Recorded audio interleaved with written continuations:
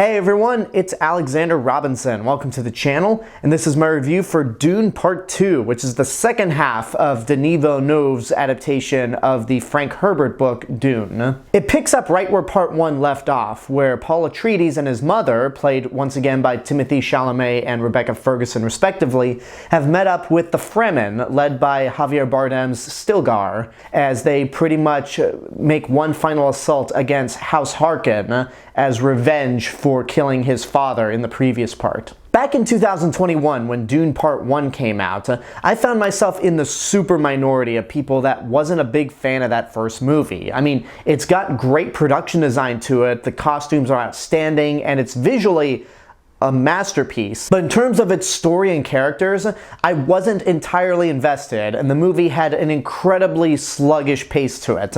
Not to mention that I wasn't a big fan of Hans Zimmer's score, which makes me feel more like an idiot considering that it got him his second Oscar. But hey, more power to Hans Zimmer. But in reviewing that movie, I also realized that this is part one of a two-part adaptation. So the fact that I feel the way I do about it means that I could easily go into part two and look back on that first movie and say, okay, everything that happened in part one that I wasn't a big fan of. So in that sense, I was looking forward to Dune Part 2.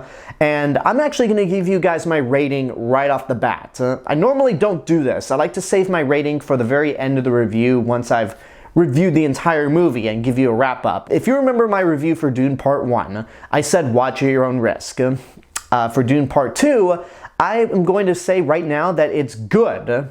It's very good. I just don't think it's great. And there are a lot of elements that indeed make this superior to Part 1. First of all, the movie is longer, but I didn't really feel it. The pace was a lot better. It was more tight in terms of its editing, and I thought that the first half of the film was quite engaging. I wasn't a big fan of Timothée Chalamet's performance in Dune Part 1. I compared him to Hayden Christensen in the prequels, but here I thought Paul Atreides was a lot more defined as a character. I mean, because it's a continuation of the last film, and Timothée Chalamet definitely brought a lot to this character. His character, at least in the first half of the story, is built up to be the white savior type person. And we've seen this plotline done many times before. So I really like how Paul pretty much goes, look, I'm not a messiah. I am not the one who's going to lead all of you, the Fremen, to victory against House Harkonnen. I want to fight alongside you because you should be the ones to liberate the planet.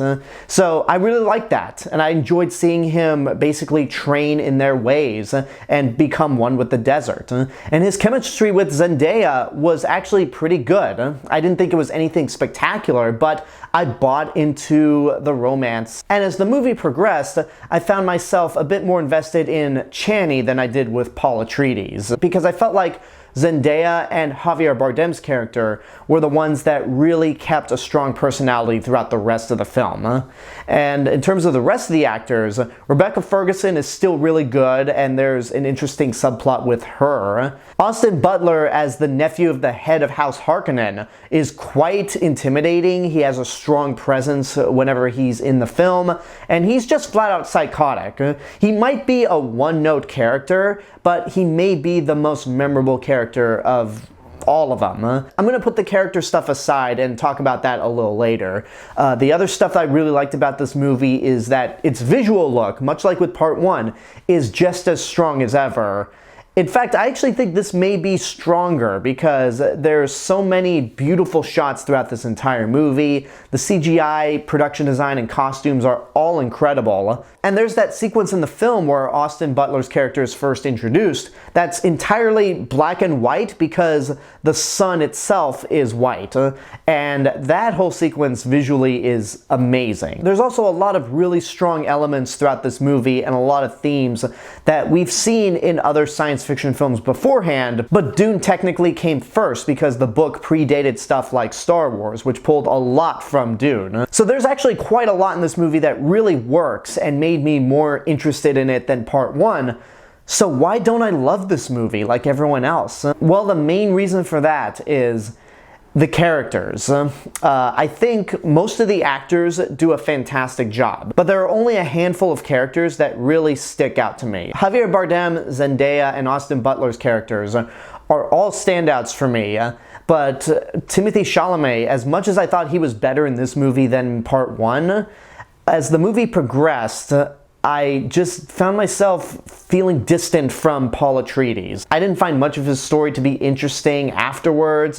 There was a lot of cliche dialogue in my opinion, and it made it a little hard for me to get emotionally invested in what was going on. And even as great as Austin Butler is, he is kind of a one-dimensional character. He's pretty much just a psychotic villain, which again, he does very well, but there's not much to remember about him besides that. And then you also have some other new cast members like Christopher Walken and Florence Pugh, who I actually thought were quite bad. Neither of these two actors really had anything to do, and I've been told that they're actually just there for setup for the next movie, which is based off the second book. But even then, these two characters play a vital part in the second half of the movie, and it just didn't seem like either actor was totally invested in being there. They just have the same monotone expression throughout, and just didn't feel like real people to me. I understand that if I'd read the book, that there would be more context to why these characters act the way they do, but I should not have to depend on the book to understand the movie. The movie should be able to stand on its own. And for me, the characters just don't really stick out 100%. As soon as the movie was over, I posted a short reel on my Instagram page, @RealMrRobinson, on my first impressions on Dune Part 2, and it may have sounded like I didn't like the movie whatsoever. On the contrary, because there's only so much I can say within less than a minute.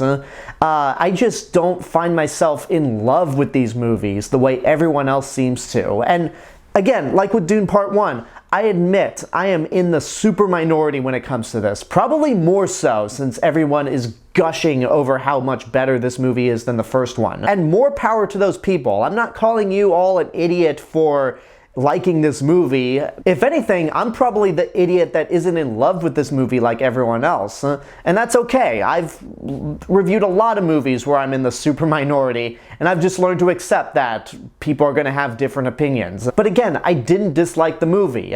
It's got a visually beautiful look to it. And like with the first movie, this is probably a no-brainer to win visual effects, cinematography, and production design. It's that good. I just don't find myself emotionally invested in it, which again is why I'm saying this movie is good but not great. It's very well made, it's well crafted in terms of the technical aspects to it, and it's a movie you have to see in theaters. And if you read the book, you will certainly get more out of the story than I did. But as somebody who's not familiar with the source material, I like this movie, I'm just not over the moon in love with it. And there you go, that's my review for Dune Part 2. And before I go, I just want to tell you guys that earlier today, as of recording this video, I competed in the League of Cinephiles Film Trivia Free-for-All. Keep your eyes open for that video on my community tab right here on YouTube or on all my social media accounts. But until then, I want to know what you guys think about Dune Part 2. Whatever your opinions are, let me know in the comments below. Don't forget to like the video, subscribe to the channel, and hit the bell button to get notifications. If you want to find me elsewhere on YouTube, you can go check out my theme park and travel channel, Alexander Robinson Travel Channel, and follow me on Facebook, Instagram, Letterboxd, Threads. I'll see you guys in the next video, but until then, have a good day and take care of yourselves.